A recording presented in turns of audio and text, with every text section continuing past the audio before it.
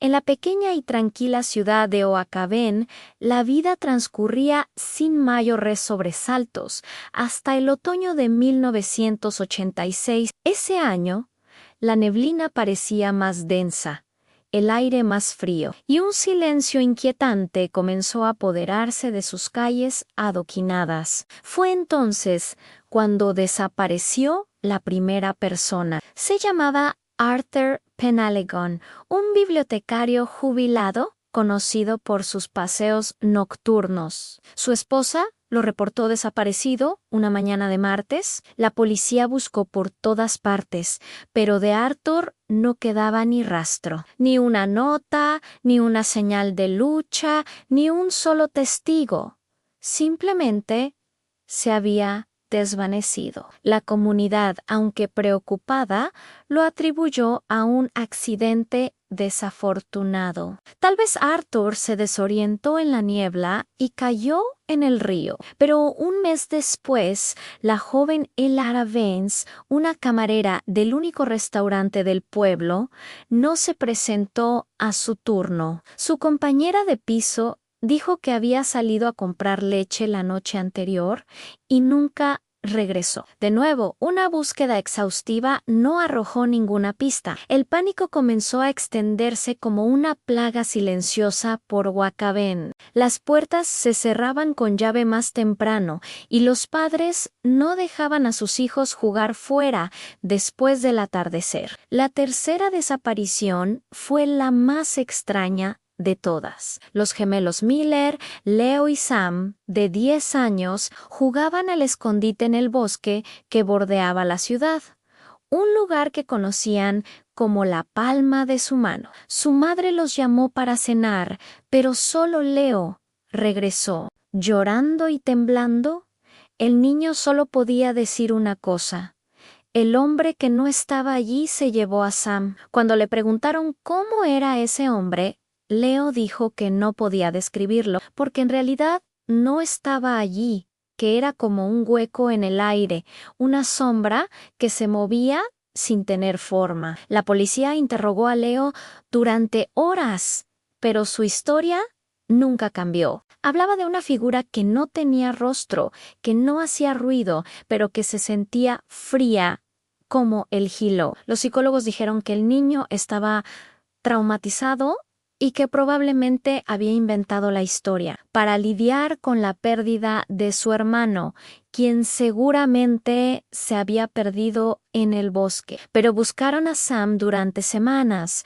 con perros, voluntarios y helicópteros. No encontraron absolutamente nada. El miedo en Oakavén se convirtió en terror. La gente empezó a hablar en susurros sobre antiguas leyendas locales, cuentos de fantasmas y criaturas del bosque que los ancianos usaban para asustar a los niños, historias que nadie había tomado en serio hasta ahora. Algunos decían que era el caminante silencioso, un espíritu que, según el folclore, aparecía cada 50 años para llevarse a los desprevenidos. Otros, más escépticos, sospechaban de un asesino en serie increíblemente astuto, pero no había cuerpos, ni demandas de rescate, ni ninguna lógica aparente en la elección de las víctimas: un anciano, una joven, un niño. El sheriff local, un hombre pragmático llamado Brody,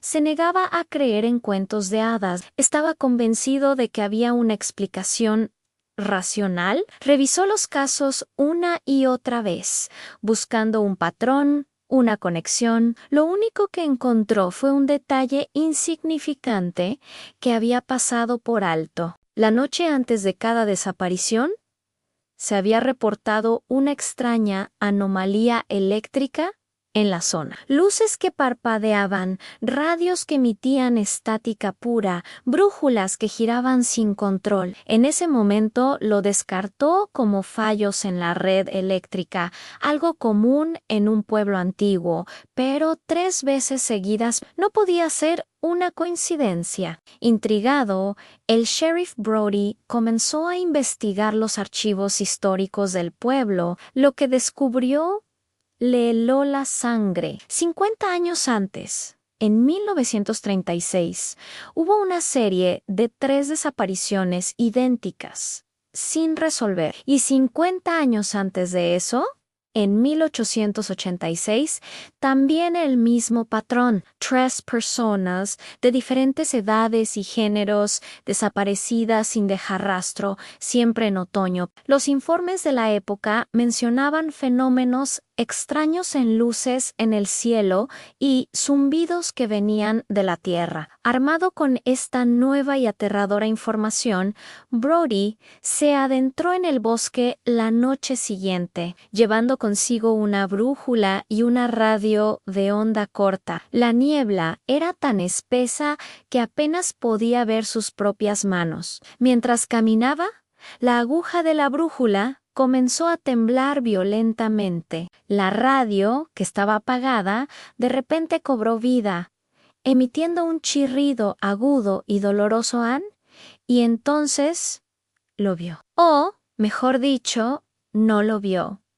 Justo como Leo Miller lo había descrito, a unos metros de distancia, había una distorsión en el aire, un parche de oscuridad que parecía absorber la luz a su alrededor, una silueta con forma humana pero sin rasgos, sin sustancia. Era un vacío andante. Brody sintió un frío paralizante que no tenía nada que ver con la temperatura del aire. Sacó su arma, pero sus manos temblaban tanto que apenas podía sostenerla. ¿Cómo le disparas a algo que no está realmente ahí? La figura se detuvo, como si lo estuviera observando. Brody no podía gritar. El sonido se ahogó en su garganta. Podía sentir una presión en su mente, como si algo intentara entrar, algo antiguo y ajeno. Y entonces, tan repentinamente como apareció, la distorsión se desvaneció y el bosque volvió a la normalidad. La brújula se estabilizó, la radio se silenció. El sheriff Brody corrió de regreso a la ciudad. Pálido y sin aliento, nunca le contó a nadie exactamente lo que vio esa noche. En su informe oficial, escribió que la investigación quedaba abierta, pero sin nuevas pistas. Las desapariciones cesaron. La vida en Oakabén volvió lentamente a una tensa normalidad, pero la ciudad nunca volvió a ser la misma. La sombra de lo desconocido se cernía sobre ella. Leo Miller creció y se mudó, intentando escapar de los fantasmas de su infancia. El sheriff Brody se jubiló unos años después, un hombre atormentado por un secreto que no podía compartir. Y ahora, décadas después, el otoño se acerca de nuevo a Oakabén. La niebla vuelve a ser más densa, el aire más frío, y la gente del pueblo, aunque la mayoría son nuevos residentes que no conocen la historia, comienza a sentir una inquietud inexplicable, un presentimiento de que algo antiguo y terrible está a punto de despertar, porque los ciclos como el tiempo tienden a repetirse. Why in Oakhaven? La pregunta no es si alguien desaparecerá de nuevo, sino ¿quién será el próximo? ¿Qué crees que es esta entidad? ¿Un fenómeno natural, un visitante de otra dimensión o algo completamente diferente? Las desapariciones de Oakabén siguen siendo uno de los mayores misterios sin resolver. Quizás algunos secretos es mejor que nunca salgan a la luz. Gracias por acompañarme en esta escalofriante historia. Si te gustan los misterios y los relatos inexplicables, no olvides suscribirte y activar la campanita para no perderte ningún video. Nos vemos en el próximo Enigma.